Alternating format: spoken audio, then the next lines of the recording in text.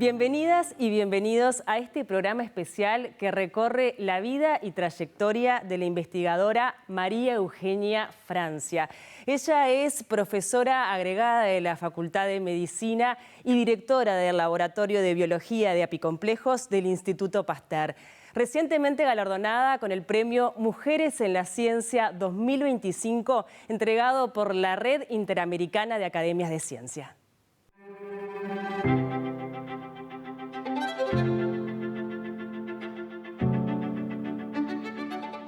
La Red Interamericana de Academias de Ciencias decidió entregar el Premio para Mujeres en la Ciencia en las Américas 2025 a María Eugenia Francia, investigadora uruguaya del Laboratorio de Biología de Apicomplejos del Instituto Pasteur de Montevideo, que lleva años estudiando la toxoplasmosis y otros parásitos de interés médico y veterinario.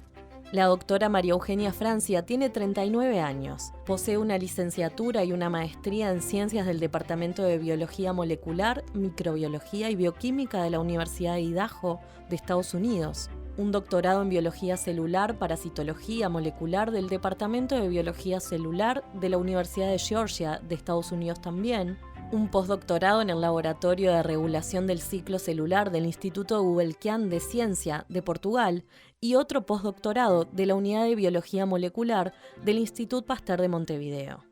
Actualmente se desempeña como investigadora principal en el Laboratorio de Biología de Apicomplejos del Instituto Pasteur y como profesora agregada de la Facultad de Medicina de la Universidad de la República. Cuenta con más de 30 publicaciones en revistas científicas de alto impacto en su campo y ha sido oradora invitada en varias conferencias científicas, ya sean nacionales e internacionales. María Eugenia Francia fue propuesta a este Premio de Mujeres en la Ciencia por la Academia Nacional de Ciencias del Uruguay y su trabajo ya había sido destacado por la revista Nature. Se explica desde la Academia Nacional de Ciencias que este premio es otorgado en reconocimiento a sus sobresalientes contribuciones y logros en su campo. Recibimos en mentores a la doctora en Ciencias Biológicas, María Eugenia Francia.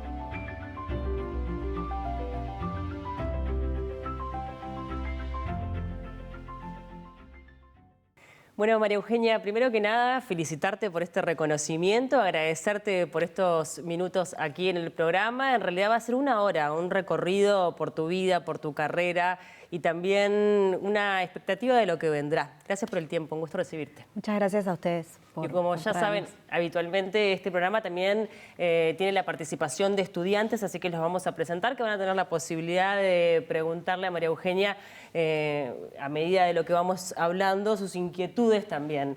Estamos con Melissa de León, estudiante de Ingeniería de Biotecnología en la Universidad Ort, es pasante de grado en el Laboratorio de Inmunovirología, Unidad Biofísica de Proteínas del Instituto Pasteur de Montevideo. Gracias por acompañarnos. También con Florencia Peñalba, ingeniera en biotecnología, graduada en la Universidad Ort, y en este momento es estudiante de maestría en el Laboratorio de Genómica Microbiana del Instituto Pasteur de Montevideo. Gracias por tu tiempo.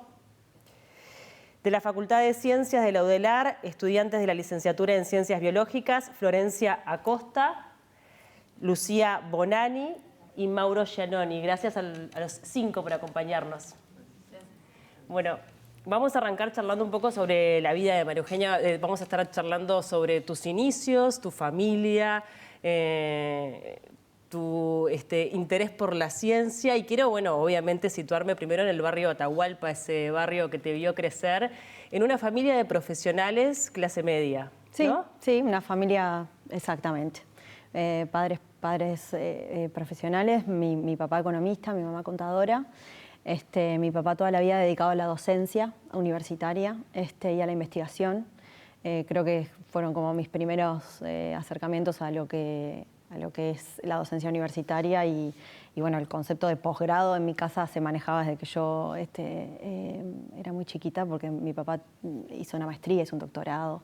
Sí. O sea que ya había de repente allanado un camino de una posibilidad de estudio universitario, que sí, no todas las familias lo tienen, pero en tu caso sí, estaba como muy marcado. 4 hermanos además. 4 hermanos y sí, en mi casa siempre hubo mucha libertad, nunca hubo, digamos, ningún tipo de imposición en cuanto a qué queríamos hacer en el futuro, pero sabíamos que seguro algo teníamos que hacer después del liceo. Eso siempre estuvo como pautado en mi casa. ¿Estudio terciario sí o sí? Estudio terciario sí o sí, podían ser en lo que fuera. ¿Podía ser en el arte, por ejemplo, también? Sí, de hecho mi hermana mayor estudió teatro y estudió canto, y o sea, fue por ese lado, y obviamente siempre tuvo el apoyo de toda la familia, pero estudió comunicación también en la universidad. Pero bueno, educación terciaria era como un mínimo en mi casa, digamos. Está muy bien. Bueno, y la inquietud está presente desde que sos pequeña, ¿no? La curiosidad, eso de querer entender por qué pasan las cosas. Sí, yo creo que esta pregunta de dónde surge mi vocación científica, en realidad yo no puedo me cuesta identificar un momento en la vida en la que me pasó algo concreto donde dije y definí quiero dedicarme a la ciencia. Pero sí tengo como muy presente que durante siempre me intrigó la vida, digamos, me intrigó entender cómo funcionan las cosas, y al mínimo detalle, ¿no? Como cualquier cosa, cualquier inquietud, cosa que no me cerrara, era para mí un motor para entender cómo. Bien, y en ese tiempo, porque además también hay que reconocer que ahora está más extendida la ciencia, independientemente del género, pero que es un ámbito que habitualmente era gobernado por los varones. ¿Estaba esa posibilidad en tus pares de decir, bueno, ¿por qué no también ir por la Facultad de Ciencias? Sí, en realidad, digamos, de todos mis amigos de toda la vida y las personas con las que estudié, casi que ninguno te diré que se dedicó a las ciencias, muy pocos. En mi caso,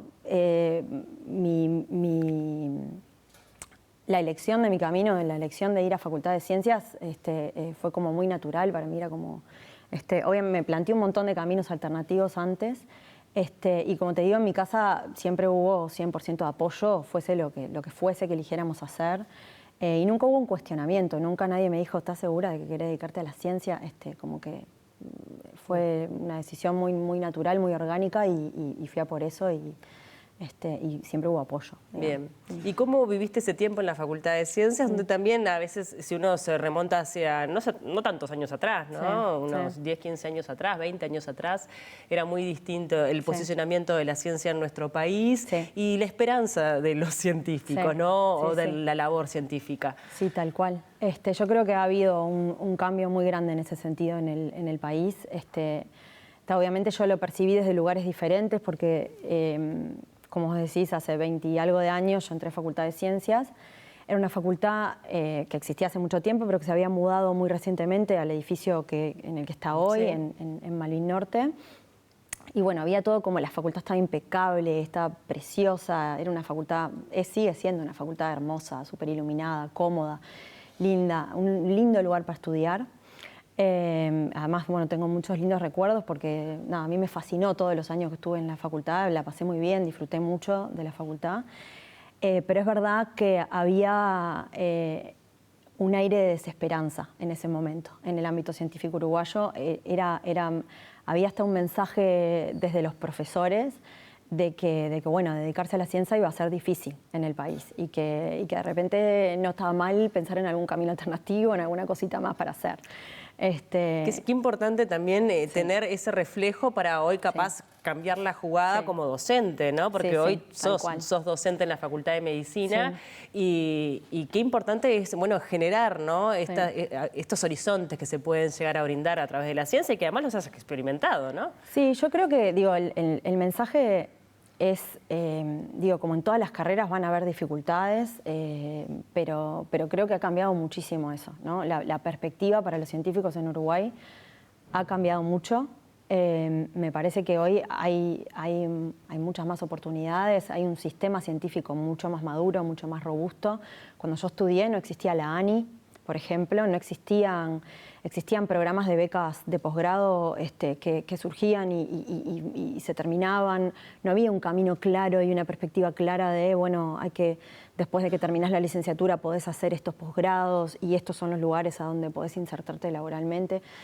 La perspectiva era, el camino es muy difícil y sigue siendo complicado. O sea, Uruguay no es un país en el que los científicos se insertan en millones de diferentes lugares, en la industria, acá y allá, como sí puede ser el caso para otros países del mundo. Tampoco hay laboratorios de repente de tanto peso como en otras partes del mundo que inviertan en científicos, investigadores. La industria privada es bastante, la industria, la parte industrial, digamos, que aprovecha de la ciencia en otras partes del mundo.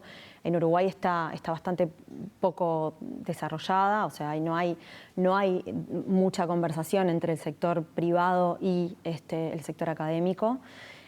Hay mucho esfuerzo para que eso cambie en el corto plazo. Hay un montón de iniciativas para justamente desde la ciencia generar más emprendimientos que eventualmente terminen dando más servicios y desde el sector privado que se apuesta a la ciencia como un lugar de inversión, que se apueste a los graduados, gente que tiene posgrados en temas científicos en general, como personal que agrega valor a las empresas, ¿no? Totalmente. Y eso yo creo que es muy reciente, es de los últimos, incluso te diré que para mí fue un cambio grande, o sea, yo vi un cambio muy grande entre el momento en el que me voy del país y el momento en el que vuelvo al país. Yo cuando volví a Uruguay volví como con cautela, claro. Sin tener muy claro con qué me iba a encontrar, y me encontré con un sistema científico súper pujante y robusto y creciente, digamos. Bueno, son buenas señales. Sí. Y hablando un poco del exterior, te fuiste muy joven. En realidad, la primera ida hacia el exterior se da cuando estabas por terminar el bachillerato. Sí. Y me imagino que son experiencias que te abren puertas, que te dan posibilidades. Imagino que en el mundo de la ciencia es muy importante también tener experiencias en el exterior, independientemente de que después uno lo puede volcar. Sí. Y que además hoy la globalidad nos permite estar más comunicados, pero no es lo mismo que la presencialidad. No, tal cual. Sí, me fui con 20 años recién cumplidos. De hecho, yo me fui antes de terminar la licenciatura, me gradué en el exterior. Hice en Facultad de Ciencias hasta la mitad del tercer año y luego me transferí a una universidad en Estados Unidos. Pero antes de esa instancia en la que yo me voy y me quedo un montón de años en el exterior, tuve un año en el que mi mamá se fue a trabajar a Estados Unidos en un intento de la familia de emigrar, en un momento en el que Uruguay estaba muy complicado. Y ese año fue fundamental para el resto de mi vida, digamos. Determinante. Súper determinante. Porque todo lo que sucedió después, yo siempre digo que mi carrera en realidad es como un rejunte de haber estado en el momento correcto, en el lugar correcto. Porque se dieron como una serie de casualidades que eventualmente me llevaron a otros lugares. Vivir en el exterior, imagino que te abre un montón de puertas a nivel personal, a nivel profesional, pero también es duro, es un desarraigo. Sí, es durísimo, por momentos es durísimo. La primera vez que yo me voy, que en realidad fue antes de terminar el liceo, cuando tenía 17, me fui con la mitad de mi familia. Bien. Y eso ayuda. Ayuda, pero fue difícil, porque esto de que estábamos haciendo un intento de emigrar en familia implicó que mi mamá se fuera primero con 2 de nosotros, con mi hermana menor y conmigo, y el resto de la familia había quedado acá, ¿no? Mi papá quedó acá y mi hermano y mi hermana mayor quedaron acá, y estuvimos un año que no nos vimos. Y en otro momento, ¿no? En un momento en el que no existía la videollamada, el WhatsApp, las conexiones. Me acuerdo que teníamos una computadora de escritorio y que existía el Messenger. Claro, era como que si lo hablamos usado, te voy a decir, de otra era, ¿no? Internet era obviamente por cable, ocupabas el teléfono, era otra cosa, ¿no? La conectividad era otra cosa. También viajar era otra cosa, ¿no? Conceptualmente. Ahora nosotros pensamos en tomarnos un avión y cruzar el océano y no nos resulta como una cosa gigante, pero en ese momento pensar en venir de Estados Unidos a Uruguay era complejo. Y fue duro, digamos, pero no dejaba de estar en familia, con parte de mi familia. Y después cuando decido irme, sí, por las mías, digamos, más sola, fue complicado, porque además, como bien vos dijiste, yo vengo de una familia que es de clase trabajadora. Digo, si bien tengo padres profesionales y jamás me faltó nada, mi familia no era una familia que estaba acostumbrada a viajar, ni tenía padres que me podían bancar estudiando en el exterior, no era mi caso. Entonces, haberme ido implicó... Me fui, me acuerdo, con la liquidación de mi trabajo, que eran $500, y eso era todo lo que tenía y no sabía bien cómo iba a ser el futuro. Y obviamente me fui a trabajar y a estudiar. y no pude volver a Uruguay, no me pude pagar un pasaje de vuelta por 1 año y medio. Entonces, nada, no vi a mi familia por 1 año y medio. Y obviamente ese fue el costo, digamos, de la experiencia fue ese, pero la ganancia fue infinita. O sea, yo tengo, a nivel profesional, por supuesto que es la semilla que después desencadena el desarrollo de toda mi carrera, pero también a nivel personal y a nivel de crecimiento fue una experiencia espectacular. Ahí te diste cuenta que estábamos muy atrás en Uruguay a nivel de ciencia, en eso que vos dijiste que cuando volviste encontraste como esa diferencia y esa ciencia más pujante, pero el choque inicial debe haber sido difícil, capaz. Bueno, en realidad yo me fui a estudiar. Entonces, como estudiante, de hecho, nosotros si hay algo que tenemos en Uruguay es un excelente nivel educativo. Formativo. Bueno, esto está buenísimo que lo destaques, en definitiva. Sí, o sea, me pasó cuando me fui a terminar el liceo allá, la primera vez que fui, y me pasó cuando fui a estudiar a la universidad. O sea, yo caí en la Universidad de Estados Unidos y, o sea, el nivel formativo en Uruguay es, te diría hasta mejor. Yo sentía que nosotros teníamos como una formación con un nivel de profundidad que no lo volví a vivir en toda mi trayectoria. O sea, me parece que el nivel formativo que tenemos en Uruguay es excelente y me pasó después en el transcurso de los años de que los uruguayos que me encontré en el mundo siempre están recontra bien catalogados, la gente sabe lo bien que trabajan los uruguayos, lo buenos que son los uruguayos, o sea, son científicos cotizados a nivel mundial porque tenemos muy buen nivel. Está muy bien que lo digas porque además es una universidad gratuita, ¿no? Accesible, independientemente de que sabemos que tiene sus costos y que después hay determinados fondos en los que el profesional colabora. Es muy accesible comparado con cualquier otra parte del mundo. En Estados Unidos ni que hablar. Sí, bueno, eso es tal cual. Eso fue algo que yo no terminé de entender hasta que no estuve en ese sistema, de que en Estados Unidos estudiar es para una élite, porque no hay universidades públicas, no existe este concepto de estudiar sin pagar y pagan mucho dinero. O sea, yo tuve el gran privilegio de estar becada durante toda mi trayectoria, o sea, yo no llegué como a enterarme de costado de lo que pagaban los americanos por estudiar y es un montón. Sí. O sea, sí. Becada también en base a tu resultado educativo, no académico. Sí. Bueno, ya te digo, a mí creo que la casualidad más virtuosa que tuvo mi vida en general, que para mí fue un hito que marcó el resto de mi vida, fue un encuentro que yo tuve muy casual en una universidad que yo había ido a ver con mi mamá cuando estaba estudiando allá, cuando estaba terminando el liceo, la primera vez que voy a Estados Unidos. Fui a una universidad privada en Seattle, que era la ciudad donde estábamos viviendo, que la fuimos a chusmear, honestamente, porque era una universidad que en Estados Unidos hay universidades estatales que son pagas pero son estatales y hay universidades privadas que son, en cuanto a costo, más arriba. Sí. Era una universidad privada, yo sabía que era imposible acceder a esa universidad, pero fuimos a chusmear el programa que tenían en ciencias y me vino a hablar un señor que en ese momento yo no sabía quién era y se me acercó a hablar, a preguntarme quién era, de dónde venía y como que se interesó por mi historia, por esta historia de que estábamos ahí con mi mamá, de que estábamos tratando de emigrar. Se quedó con nuestra información y yo a la semana me entero que era el decano de la Facultad de Ciencias de esa universidad, o sea, no era un X. Y ese señor fue el comienzo de todo, porque ese señor fue el que gestionó mi primer beca con un amigo que tenía en la otra universidad donde yo fui, que porque le caí bien o porque vio algo en mí que no termino de entender qué fue, me hizo ese puente que desde Uruguay para mí, que no tenía ninguna conexión, hubiese sido imposible de otra manera. Qué maravilla. Y me fui de Uruguay becada.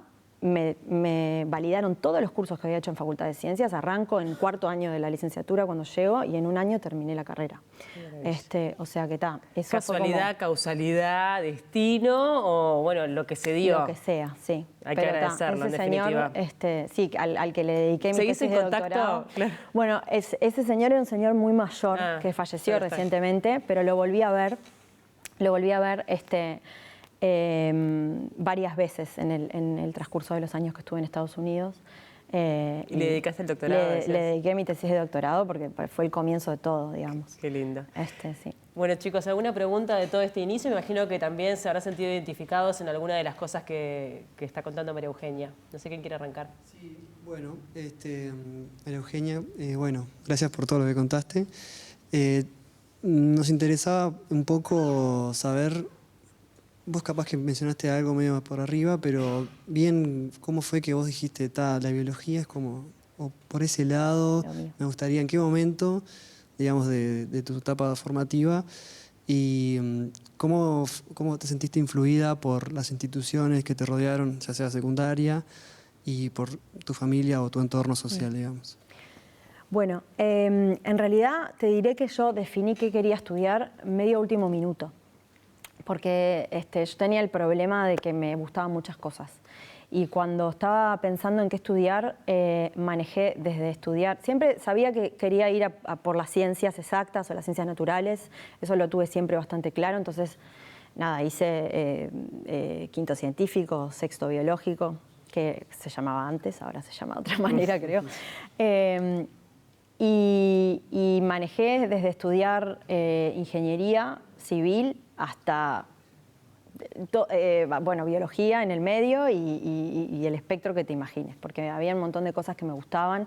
De hecho, a veces digo, cuando me jubile voy a ir a Facultad de Ingeniería y voy a hacer, porque me siguen gustando cosas que obviamente no me da la vida para dedicarme ahora. Sería una maravilla que logres egresar después de jubilada de ingeniera. Te voy a decir que estás en un récord Guinness. Y en realidad, bueno, yo tuve en el liceo, tuve muy buenos profesores de matemática, muy buenos profesores de química y profesoras particularmente, de química, de física, y siempre me gustaron esas asignaturas, siempre me fascinaron como las ciencias exactas y las ciencias biológicas.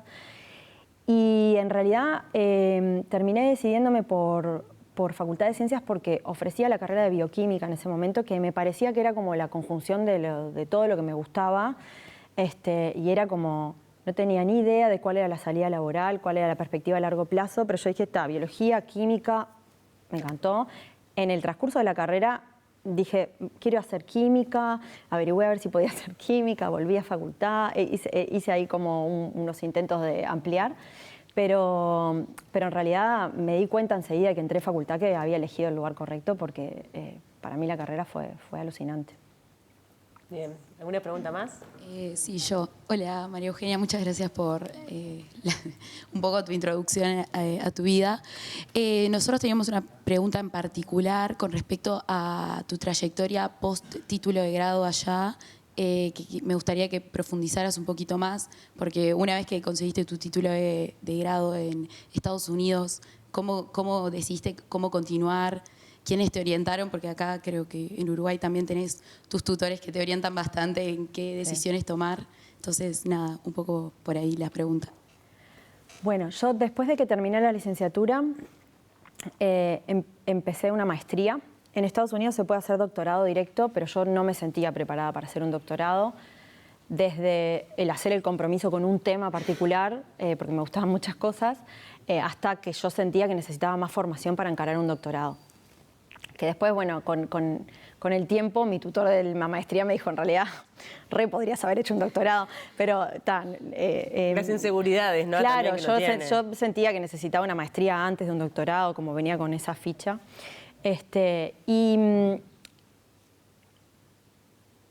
No fue una decisión que tomé yo, a lo que me dediqué en la maestría, fue también un evento de estos así como en mi vida. A ver, un poco lo decidí, obviamente que lo decidí yo, pero lo que sucedió fue que durante mi licenciatura, una de las últimas materias que hice fue parasitología molecular, que es básicamente a lo que me dedico hoy. Y lo hice con un profesor que se llama Gustavo Arrizabalaga, que hoy es un colaborador.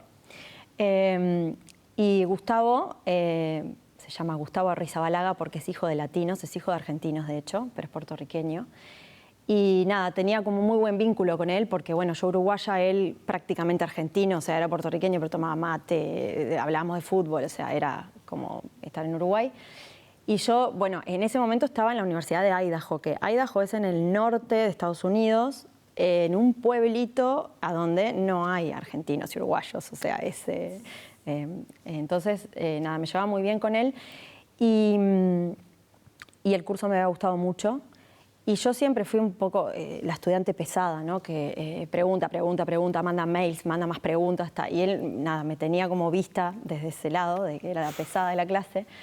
Y yo en ese momento trabajaba en un restaurante mexicano. Esto de que cuando me fui trabajaba y estudiaba. Tenía como 3, 4 trabajos. Hacía sándwiches en la universidad también. Él me veía haciendo sándwiches en la universidad, pero de noche trabajaba en un restaurante mexicano de Moza. Y una vuelta él fue con la familia y me vio trabajando ahí. Y al otro día me vino a buscar y me dijo, venía a trabajar al laboratorio. O sea, no dejar el restaurante de la noche y venía a trabajar en el laboratorio. Y bueno, y ahí fue que descubrí a Toxoplasma, que es el parásito con el que trabajo hoy. Y descubrí, nada, lo que más me fascina hacer, digamos. Entonces, bueno, también se origina en un encuentro casual con una persona que tuvo también fue un antes y un después, digamos. Bien, bueno, de la toxoplasmosis, de tus desafíos a nivel profesional, de la inteligencia artificial, de cómo compaginar la vida profesional con la personal, la llegada de tus hijos, la construcción de tu familia, vamos a hablar en unos minutos.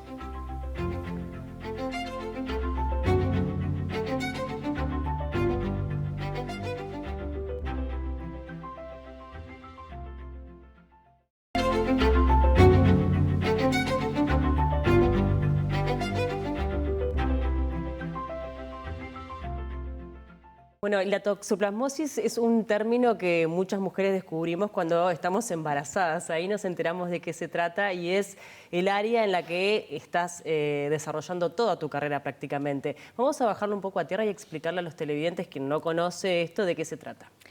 Bien, la toxoplasmosis es una infección que la causa un parásito que se llama Toxoplasma gondii, de ahí es el nombre de la enfermedad, digamos. Es un parásito bastante particular. Nosotros estamos acostumbrados cuando pensamos en parásitos, en general nos imaginamos a los gusanos o a parásitos más grandes. Este parásito es un parásito que es una única célula, o sea, es muy chiquitito y tiene la capacidad bastante particular de que nos infecta y cuando está en nuestro cuerpo puede entrar en cualquier célula de nuestro cuerpo, pero le gusta particularmente las células del cerebro, del ojo y del músculo. Y el problema principal, diría yo, que causa la toxoplasmosis es cuando se adquiere durante el embarazo. Entonces, Uruguay es un país que testea toxoplasmosis durante el embarazo como parte del control de rutina del embarazo. Y por eso, bueno, las que más sabemos sobre toxoplasmosis en Uruguay somos las mujeres. Hay muchos países que no testean, pero Uruguay por suerte sí lo hace. Y la importancia de hacer esto es que cuando la infección se adquiere por primera vez durante el embarazo, el parásito tiene la capacidad de atravesar la placenta y infectar al feto. Y cuando eso sucede, dependiendo del momento del desarrollo fetal en el que esté, puede generar consecuencias muy graves, incluso puede generar abortos. Y bueno, un montón de malformaciones y consecuencias graves a largo plazo. O puede también generar que la persona se desarrolle normalmente, pero nazca infectada con toxoplasma y luego en el transcurso de su vida desarrolle problemas asociados a la enfermedad que en general tienen que ver con el desarrollo de ceguera a largo plazo. La incidencia es alta. La incidencia es muy alta. En Uruguay nosotros sabemos, gracias a que tenemos claro las embarazadas en qué situación están, que más o menos la mitad de la población está infectada con el parásito. Esto es infectado en general no durante, digamos, no en su vida intrauterina, en su madre, pero a lo largo de la vida. A lo largo de la vida, exacto. Porque bueno, a mí, recuerdo cuando estaba embarazada, contacto con gatos, me lo repetía mucho, evitar contacto con gatos después de que te da negativo resultado, o con los alimentos, ¿no? Crudos. Ahí está, sí. Sí, en general el gato tiene como muy mala fama y es verdad que tiene un rol en la transmisión. El gato transmite el parásito cuando el gato está infectado también, a través de sus heces, de las fecas. Entonces, durante el embarazo particularmente es muy importante que las embarazadas no cambien las piedritas de los gatos. El gato en realidad por el contacto directo no contagia, pero es a través de la caca, digamos.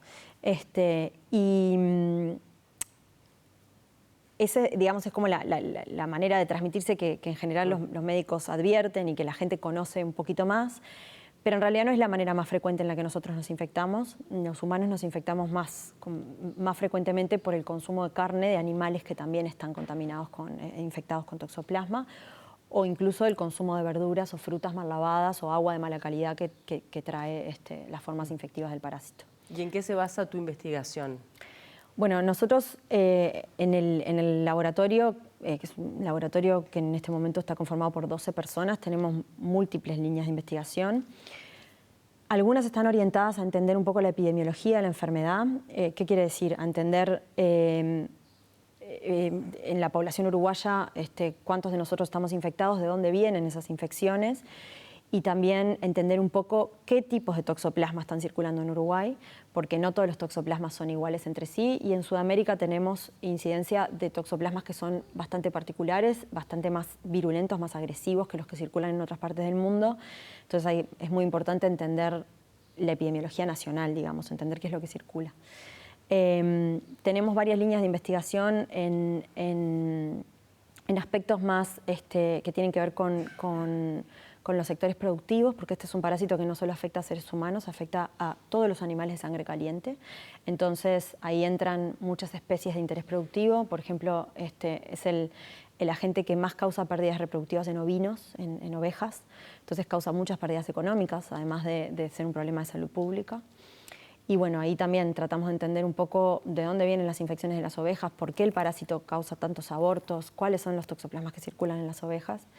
Y luego tenemos un montón de líneas más básicas, más moleculares, que es bien como la rama en la que yo me especialicé, digamos, que intentan entender como aspectos bien de la biología del parásito. Este parásito, la manera en que genera daño es cuando entra en nuestras células, que puede ser, por ejemplo, las neuronas en el cerebro, lo que hace es crecer, replicarse y expandirse exponencialmente. Y la manera en que lo hace es bastante diferente a la manera en que lo hacemos nosotros. Y ese en biología siempre es un principio como para decir, bueno, ahí hay una oportunidad de intervenir con un fármaco. Entonces, bueno, tratamos de entender un poco cómo este parásito se divide, se multiplica. Y también tenemos algunas líneas de investigación para entender cómo este parásito logra pasar por la placenta. La placenta es un órgano que es muy eficiente en filtrar. En general, sabemos que la mayoría de los patógenos que infectan a las madres cuando están gestando no pasan al feto. O sea, en general están súper protegidos, obviamente por un montón de mecanismos, pero la placenta es un órgano muy, muy robusto para proteger al feto, y en el caso de este parásito no lo ve. O sea, el parásito pasa y bueno, tratamos de entender un poco cuáles son los mecanismos que le permiten hacer eso. Sería un gran hallazgo descubrir cómo es, al menos para buscar, no sé, un paliativo. Exacto.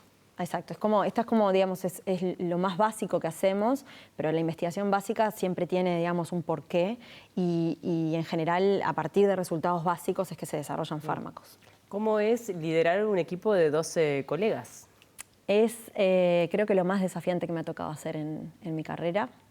Es hermoso trabajar en grupo, y además yo tengo un grupo del que estoy muy orgullosa y muy agradecida, porque tengo un grupo de personas que son súper trabajadoras, excelentes científicos, excelentes personas. Entonces es muy lindo trabajar con ellos, es muy fácil trabajar con ellos en cierta medida, pero es un desafío porque liderar personas implica un montón de habilidades para las cuales nadie nos forma, ¿no? Eso es algo que uno aprende emulando ejemplos de mentores que vio liderar grupos, y tomando un poco lo que funciona y dejando de hacer lo que no funciona.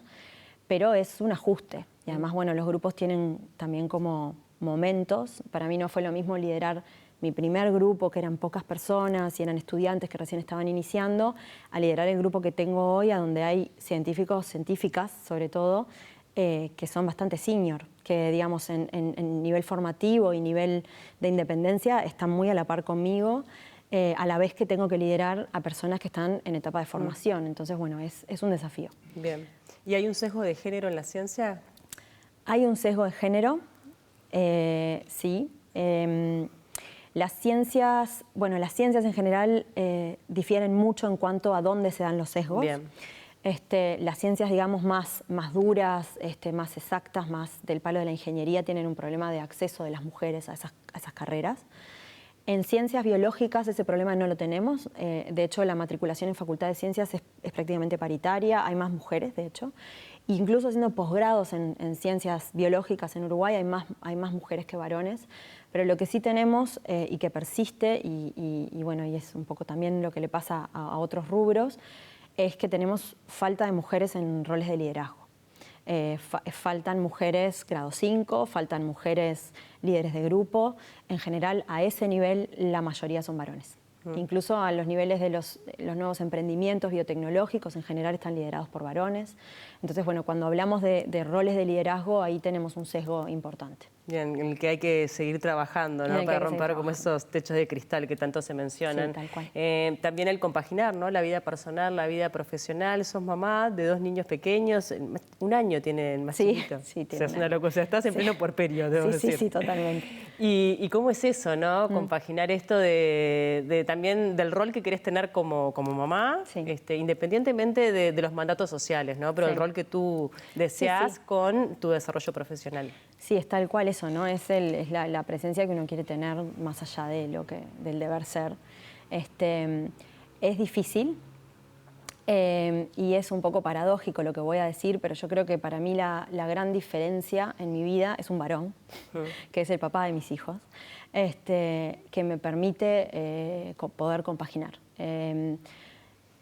Por suerte yo tengo un privilegio que no debería ser un privilegio, debería de ser el dado para todo el mundo, pero tengo al lado una persona que co-cría y es corresponsable. Entonces, bueno, yo asumo una parte, pero él asume una gran parte también, y eso me permite poder hacer las dos cosas en simultáneo.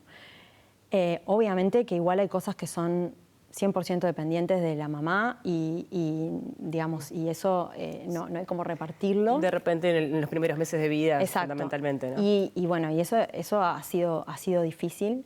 Mi licencia maternal fue virtual, digamos, porque en general no me tomé mucho tiempo. Estuve en mi casa y demás, pero no podía abandonar a mis 12 personas durante meses. Entonces, bueno, en ese sentido obviamente conlleva sacrificios y no estoy todo lo que quiero estar. O sea, tengo que en muchos momentos comprometer el estar en momentos que me gustaría. Pero bueno... son los equilibrios, en definitiva. Son los desafíos que creo que todos nos enfrentamos, ¿no? Sí, en definitiva. Sí. Quiero hablar también un poco de la pandemia, pero también quiero darle paso a los chicos. Es simplemente a modo de titular, capaz que más adelante nos explayamos más, pero ¿la pandemia marca un antes y un después en la ciencia en Uruguay? Sí, creo que sin duda. O sea, me parece que por lo menos marcó un antes y un después para poner a la ciencia en el mapa político, para mostrarle al país lo importante que es tener un sistema científico nacional robusto para la autonomía del país. O sea, lo que sucedió en la pandemia fue que gracias a científicos y científicas que creo que todos conocemos, Uruguay pudo responder a un desafío muy agudo y muy profundo, y pudo responder con autonomía porque habían personas preparadas que se prepararon para preparar al país para enfrentar el desafío. Y eso fue lo que nos permitió que el desenlace para Uruguay no fuese tan desfavorable como para otras partes del mundo. Y bueno, y creo que también le dio a las personas en general, a la sociedad en general, como un ejemplo muy tangible del impacto de la ciencia, ¿no? De para qué formamos científicos y qué pueden hacer los científicos por nosotros. Y bueno, y obviamente hubo muchísimo interés de parte de los medios y de parte de la sociedad para entender qué era lo que estaba pasando, que también le dio visibilidad al sistema científico, y creo que la gente se enteró de que Uruguay tenía un sistema científico grande, importante, y me parece que eso fue un antes y un después, sin duda. Bien. Chicos, ¿alguna pregunta para María? Sí, primero que nada, muchas gracias. Mi pregunta iba por el lado, teniendo en cuenta que la ciencia es un área muy competitiva y que a veces está la presión por publicar y publicar. Vos como mujer y siendo madre, mi pregunta es si en algún momento sentiste esa presión, de tal vez porque en la maternidad hay que estar, o que las mujeres estamos en una desigualdad en ese sentido frente a los hombres. La presión por publicar es tremenda y creo que la sentimos todos. Yo me mantengo muy firme en no ceder a la presión por publicar, no ceder en la calidad de lo que hacemos, porque soy una convencida de que la calidad eventualmente habla por sí misma y rechazo mucho esto de publicar y estar mirando la cantidad de publicaciones que tenemos versus la calidad de las publicaciones que tenemos. Y eso es un poco el espíritu con el que yo lidero a mi grupo. Creo que a veces sufren un poco por eso, porque la rigurosidad científica y la rigurosidad con la que hacemos las cosas para mí es un valor del laboratorio innegociable. Y si tener rigurosidad y hacer las cosas bien nos atrasa una publicación un año, es un costo que tenemos que pagar, digamos. Y bueno, obviamente que ahí hay que también que compaginar que las personas con las que yo trabajo necesitan publicaciones para también avanzar en su carrera y para cumplir con plazos. Hay un montón de presiones, pero me parece que nosotros tenemos que tener siempre como bandera y como horizonte claro que es fundamental que los científicos no perdamos la credibilidad. Porque si perdemos la credibilidad y publicamos cosas que no están bien comprobadas, que no son rigurosas, el sistema científico entero sufre. La sociedad necesita confiar en lo que los científicos dicen. Y para hacer eso necesitamos, obviamente no podemos escapar del sistema y no publicar, porque eso se te acaba la carrera, pero que lo que publique sea bueno. Eso es como Y bueno, y si las mujeres estamos en desigualdad en ese sentido, creo que estamos en desigualdad desde el punto en el que el crecimiento en nuestras carreras siempre es más difícil por un montón de cuestiones. Por la maternidad, porque obviamente la maternidad impacta en la productividad científica y agrega presión, sin duda agrega presión. Pero bueno, creo que si uno trabaja mucho y bien, eso eventualmente siempre rinde frutos, más tarde o más temprano rinde frutos.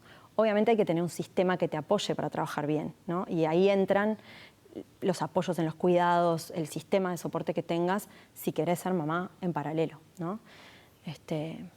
Sí. Bueno, yo tenía una pregunta con respecto a lo que ha sido tu trayectoria como investigadora, como que sabemos que la vida de un investigador es versátil en sí, pero me imagino que haber sido muy cambiante, como de estar en la mesada y estar más desde un lugar teórico también, ahora liderar equipos y con líneas de investigación que van desde la vigilancia epidemiológica hasta lo molecular. Sí. ¿Cómo se lidia con eso? ¿Es algo que se va aprendiendo sobre la marcha, prueba y error? Sí, sí, liderar un grupo es un cambio de paradigma en la carrera y además tiene etapas también, ¿no? El inicio de un laboratorio es un momento en el que uno forma personas, se forma como su pequeña masa crítica de personas que después van a poder llevar líneas de investigación, pero para formarlas uno tiene que estar ahí, en la mesada, ¿no? Pipeteando al lado. Y al mismo tiempo uno tiene que estar escribiendo proyectos para asegurar financiación, escribiendo papers porque los necesitas para que te financien los proyectos. Entonces, bueno, son etapas muy demandantes. Yo quedé embarazada en cuanto abrí el laboratorio, entonces hice las dos cosas al mismo tiempo, un timing terrible. Después vino la pandemia, o sea, se sumaron un montón de cosas ahí que nos ayudaron, pero creo que sí, se aprende muy en la marcha.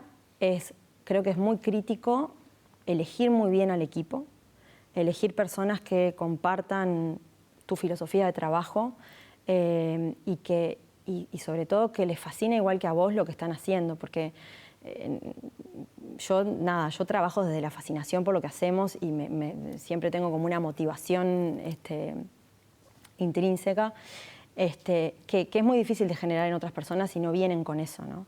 Y es fundamental que para que el laboratorio crezca y vaya, las personas compartan la pasión.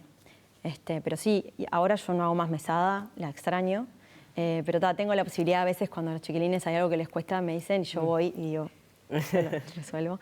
¿Qué es hacer mesada para la gente que no es el palo de la ciencia? Claro, uno cuando piensa en los científicos, piensa en personas que están haciendo eso que estoy haciendo yo en la foto, ¿no?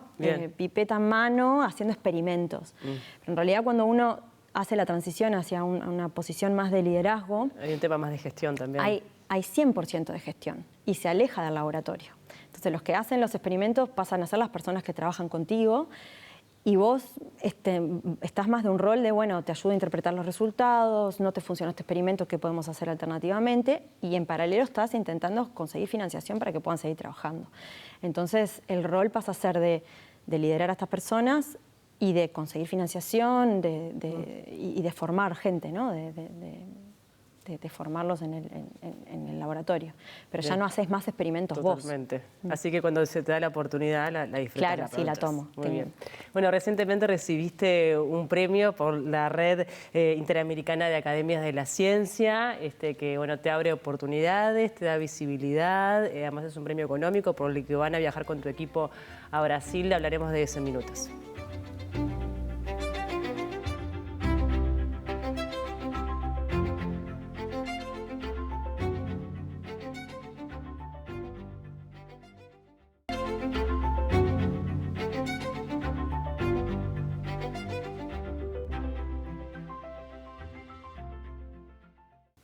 Bueno, y los reconocimientos siempre son bienvenidos, me imagino que son mimos, pero también impulso para seguir trabajando. Primero, el ser postulada desde Uruguay, me imagino que habrá sido ya un regalo. Claro, sí, sí. Cuando me llegó el correo de la Academia Nacional de Ciencias, que fue quien me postuló, nada, para mí tremendo honor, porque además, bueno, yo tenía que elegir una mujer entre todas las mujeres que hacen ciencia en Uruguay, a las cuales obviamente yo conozco a muchas y sé el excelente nivel de ciencia que hacen, así que para mí haber sido seleccionada ya es un tremendo honor, y bueno, y haber sido seleccionada a nivel americano ya es como bien. Lo máximo. ¿Qué significa esto, no? Como para también decíamos un poco de bajarlo a tierra en esto del reconocimiento internacional, que más allá que de repente en el día a día van a seguir trabajando en lo mismo, pero de repente da ese impulso necesario para tener más fondos, más apoyo. Sí, sin duda. Yo creo que también una de las cosas más importantes que traen estos premios es la visibilización a nivel americano de lo que se hace en Uruguay, de la ciencia uruguaya, y bueno, la visibilización de lo que hace mi laboratorio en particular en Uruguay. Que creo que es una de las ventajas principales de este tipo de reconocimiento. Bien. Ustedes van a ir a Brasil, pareciera, con todo el equipo, es la idea. Sí, es la idea. El año que viene, en junio, está el Congreso Internacional de Toxoplasmosis en Bucios, en Brasil, y que es un congreso al que siempre tratamos de ir porque es el congreso en el que vienen personas de todas partes del mundo que trabajan en la temática, y bueno, es como el mejor congreso, digamos, para presentar nuestros resultados, para discutir con colegas de la región, internacionales en que estamos. Bien, porque es un premio económico el que te otorgan también y te da la posibilidad de repente de que parte de tu grupo o todo, no sé, ya verán, tengan la posibilidad de participar de esto, que me parece que también está muy bueno. Quiero hablar también de los desafíos, ¿no?, que tiene la ciencia a nivel nacional. Recién hablábamos de las oportunidades. Si tuvieras que definir cuál es el principal desafío que tiene la ciencia en este momento en el país, ¿cuál sería? Siempre tenemos un desafío de financiación. Creo que estamos bien rumbeados, sobre todo pensando en lo que está pasando en otras partes del mundo. Creo que la ciencia hoy está siendo desafiada a nivel mundial. Sin ir más lejos, miramos para Argentina, lo que le está pasando al sistema científico es terrible, miramos para Estados Unidos y lo que está pasando con el sistema científico es terrible, donde hay un desfinanciamiento sistemático y un cuestionamiento de la validez de los hallazgos científicos sistemático, que debilita, obviamente, al sistema científico y lo sustituye con cosas que no sustituyen a la investigación científica. Creo que en Uruguay estamos bien rumbeados en el sentido de que hay, creo que, consenso entre todas las partes de que la ciencia es algo importante, algo a lo que hay que apostar. De hecho, en Uruguay se está hablando de generar una secretaría dedicada, se está hablando de generar más programas, más financiación. Obviamente eso hay que ver que cristalice en programas reales y que se lleve a cabo, pero creo que estamos yendo en la dirección correcta. Obviamente, desde Uruguay trabajamos muchísimo en colaboración con el exterior, porque no dejamos de ser un país pequeño con acceso limitado a ciertas tecnologías. Entonces, lo que pasa a nivel mundial impacta en Uruguay sin duda. Entonces, bueno, creo que el desafío también es eso, encontrar colaboradores y colaboraciones que sustituyan de repente algunas colaboraciones que se están cayendo por lo que está pasando en diferentes partes del mundo.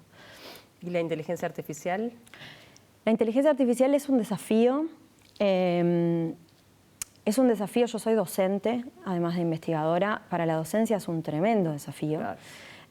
porque bueno, nos está haciendo repensar un poco la manera en que enseñamos, la manera en que evaluamos, cómo integramos estas tecnologías al aula, porque uno no puede tampoco estar como, digamos, pretender que esto no existe y los estudiantes en paralelo lo están usando. Y avanza cada día a pasos agigantados. Exacto. Y bueno, yo creo que hay como dos caras de esto, ¿no? O sea, por un lado, la inteligencia artificial es una cosa que se está empezando a integrar en la investigación y que está ayudando a acelerar un montón de procesos y a generar cosas que a nosotros nos llevaría mucho tiempo generar. También está facilitando un montón de tareas rutinarias y de tareas que a nosotros nos llevaba mucho tiempo, sobre todo en lo que tiene que ver con las tareas de gestión, que me parece que suma. Pero por otro lado tenemos que la inteligencia artificial no deja de estar alimentada por conocimiento diverso que está circulando en diversas fuentes, mucho del cual no tiene sustento científico, no es correcto. Entonces, muchas veces nos enfrentamos con que la inteligencia artificial no genera cosas correctas. Todavía está inmadura, lo que uno de repente podría llegar a estimar que en algunos años, bueno, pueda llegar a perfeccionarse más, pero por el momento hay que desconfiar. Yo creo que para algunas cosas es importante desconfiar. O sea, creo que siempre hay que tener ojo crítico y nunca olvidarse de que uno está hablando con una inteligencia artificial. Sí. Uno siempre puede ir a las fuentes originales e intentar hacer la interpretación correcta de las cosas. ¿Y en tu área de trabajo lo has aplicado? ¿Lo has de alguna forma también comenzado a Nosotros estamos incursionando, estamos incursionando, bueno, lo he utilizado en docencia, pero en lo que es investigación estamos empezando a incursionar en algunas aplicaciones de inteligencia artificial que nos están permitiendo hacer predicciones, que básicamente lo que hacen es integrar un montón de información que para nosotros sería inabarcable, ¿no? En aplicaciones concretas. Nosotros lo estamos empezando a usar, no es una cosa que... Es muy difícil sustituir el trabajo que hacemos nosotros con inteligencia artificial. De hecho, Bill Gates dijo que una de las pocas profesiones insustituibles por la inteligencia artificial es la biología, los biólogos. No así con los presentadores de televisión, te voy a decir. Bueno, me permito dudar. Pero es verdad que una cosa que de alguna manera salva a la ciencia o visto desde otro lugar, nos tiene que hacer pensar que la ciencia es algo que hay que preservar y que hay que apoyar, es que la inteligencia artificial llega hasta donde llega el conocimiento. Obviamente tiene la capacidad de hacer predicciones y de generar hipótesis basado en el conocimiento que existe, que son a veces muy buenas, pero no dejan de ser cuestiones que están para probarse y para validarse en el laboratorio. Totalmente. ¿No? Y bueno, y nosotros trabajamos en la frontera del conocimiento y eso implica que hay muchas cosas que la inteligencia artificial todavía no sabe porque nosotros no las sabemos. Está muy bien. Chicos, preguntas para María Eugenia.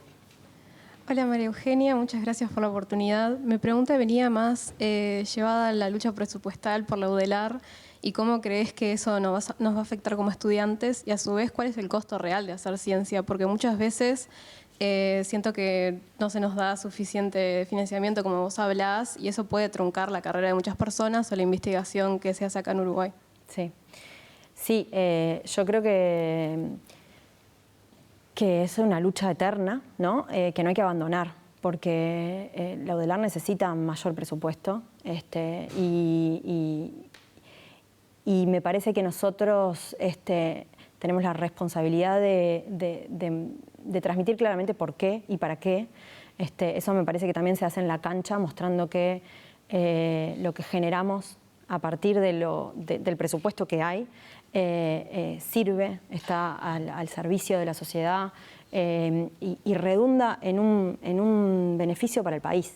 O sea, me parece que debería de ser claro que la formación de profesionales universitarios redunda en un beneficio para el país, pero me parece que es nuestra responsabilidad salir a gritarlo a voces, digamos, y no abandonar esta reivindicación de que necesitamos más presupuesto.